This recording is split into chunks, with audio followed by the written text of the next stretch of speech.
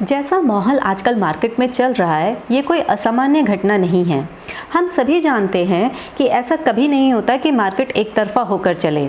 अगर इसे ऊपर भी बढ़ना है तो ये ऐसा नहीं है कि बस एकदम ऊपर चलता ही चला जाएगा। थोड़ा रुकेगा, ठहरेगा, नीचे भी आएगा और फिर गिरावट के बाद ऊपर भी जाएगा। लेकिन हर गिरावट में हम ट्रेडर्स और इन्वेस्टर्स कुछ ऐसी गलतियां कर बैठते हैं जो हमारे पोर्टफोलियो को भारी नुकसान पहुंचा सकती हैं। और इंटरेस्टिंग बात यह है कि नुकसान बाजार के गिरने से उतना नहीं होता जितना उस गिरावट में लिए गए हमारे गलत फैसलों से होता है। Hello friends, welcome to line and level, जहां चार्ट से मार्केट की कहानी समझ आती है। बाजार के गिरने का कोई भी कारण हो, चाहे जियोपॉलिटिकल टेंशन हो, क्रूड ऑयल के बढ़ते दाम हो या फिर FIIs की भारी बिकवाली, जब भी गिरावट का माहौल आता है तब इन्वेस्टर्स में एक डर का और अनसर्टेनिटी का माहौल बन जाता है। और ऐसे माहौल में हम लोग ऐसी गलतियां कर बैठते हैं जिसकी वजह से पोर्टफोलियो को गहरी चोट पहुंच जाती है। आज की इस वीडियो में हम जानेंगे ऐसी ही 5 कॉमन मिस्टेक्स और साथ ही साथ जानेंगे कि हाउ टू अवॉइड देम। तो चलिए शुरू करते हैं आज की इस वीडियो को, इसे अंत तक ज़रूर देखिएगा। सबसे पहली mistake, catching a falling knife, यानी कि किसी गिरती हुई चीज़ को पकड़ने की कोशिश करना। जब कोई शेयर गिर रहा होता है तो हम सोचते हैं कि अब सस्ता हो गया है, इसे खरीद लेते हैं, लेकिन हम नहीं जानते कि वो और कितना नीचे जा सकता है। इसका अनुमान भी हम नहीं लगा सकते हैं। तो पता चला कि चाकू नीचे गिरा और सीधा हमारे पैर में धंस गया। दूसरी कॉमन मिस्टेक, एवरेजिंग डाउन। कोई शेयर जो हमारे पोर्टफोलियो में पहले से ही होता है अच्छा खासा नीचे आ जाता है। अब हम क्या सोचते हैं, इसको बेच तो अब हम पाएंगे नहीं, तो हम सोचते हैं कि नीचे के भाव पर इसे और ख़रीद लेते हैं और इसको एवरेज कर लेते हैं। जब पुल बैक आएगा तो कॉस्ट टू कॉस्ट निकल जाएंगे, लेकिन पुल बैक आता नहीं और हमारी कैपिटल डिस्ट्रॉय होती चली जाती है। मिस्टेक नंबर 3, पैनिक सेलिंग, घबराकर बेच देना। होता क्या है कि गिरावट में मार्केट लोअर सर्किट्स लगा रहा होता है, हर रोज़ लोअर लोज बन रहे होते हैं और हम अपने पोर्टफोलियो के जैम्स को बेच देते हैं और हाथ झाड़कर बैठ जाते हैं। ऐसा बिल्कुल भी ना करें। अब आप सोच रहे होंगे, नया खरीदना नहीं है, पुराना बेचना नहीं है, तो ऐसे मार्केट में करना क्या है?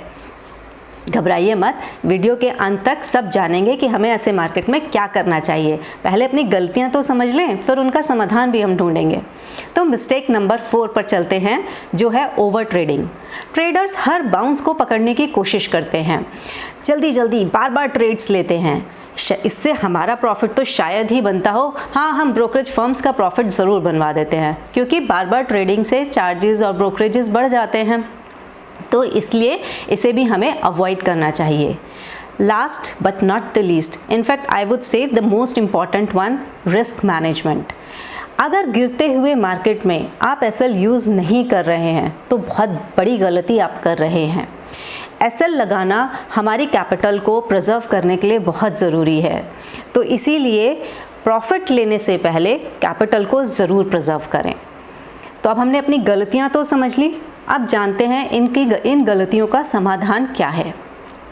अगर किसी गिरते हुए शेयर को आप खरीदने का मन बना रहे हैं तो पहले उसमें ट्रेंड कंफर्मेशन का वेट करें। ऐसा क्या हो गया है इस शेयर में जो अब आप इसे खरीदना चाह रहे हैं? क्या उसमें हायर हाइज हायर लोज बनने शुरू हो गए हैं? क्या किसी मेजर रेजिस्टेंस के ऊपर ब्रेकआउट आया है? क्या वॉल्यूम में कोई स्पाइक आया है? अगर आप टेक्निकल इंडिकेटर्स यूज़ करते हैं तो क्या moving averages, important moving averages के ऊपर क्लोज दिया है? RSI में कोई पॉजिटिव डाइवर्जेंस है? तो इन सब चीज़ों को क्लब करके आप ये कंफर्म करें कि क्या उस शेयर के ट्रेंड में कोई चेंज हुआ है, तभी उसे खरीदने का मन बनाएं। किसी भी गिरते हुए शेयर में अगर एवरेज करने का आप सोच रहे हैं तो पहले कंपनी के फंडामेंटल्स चेक करें। कंपनी की रेवेन्यू ग्रोथ कैसी है, ROCE, डेट लेवल सब चेक करें, क्योंकि फॉलिंग बिजनेस में एवरेजिंग नहीं करनी चाहिए। रही बात पैनिक सेलिंग की, कोई शेयर गिर रहा है तो उसे क्वालिटी स्टॉक को उसे बेचने का मन आप तभी बनाएं जब उसमें आपको दिख रहा है कि कंपनी का बिजनेस खराब हो गया है, या फिर जिस कारण से, जिस वजह से आपने उस स्टॉक में एंट्री ली थी वो वजह ख़त्म हो गई हो। मान लीजिए फॉर एग्ज़ाम्पल आपने किसी ब्रेकआउट पर आपने स्टॉक खरीदा था, वो ब्रेकआउट फेल हो गया हो। कोई पैटर्न देखकर आपने स्टॉक में एंट्री बनाई थी, वो पैटर्न फेल हो गया हो, तो आप उस स्टॉक से ज़रूर बाहर आ जाएं। अब बात आती है रिस्क मैनेजमेंट की। रिस्क मैनेजमेंट के लिए एसएल लगाना बिल्कुल भी ना भूलें। पोजीशनिंग साइजिंग का ध्यान रखें। ट्रेड में एंटर करने से पहले ही तय कर लें कि मैं एक ट्रेड पर मैक्सिमम कितना लॉस ले सकती हूँ या ले सकता हूँ। गिरावट के मार्केट के 3 गोल्डन रूल हमेशा याद रखें: capital preservation, patience and risk management. Warren Buffett के इन्वेस्टमेंट के इंपॉर्टेंट रूल्स याद है ना? Rule number 1, never lose your money. Rule number 2, never forget rule number 1।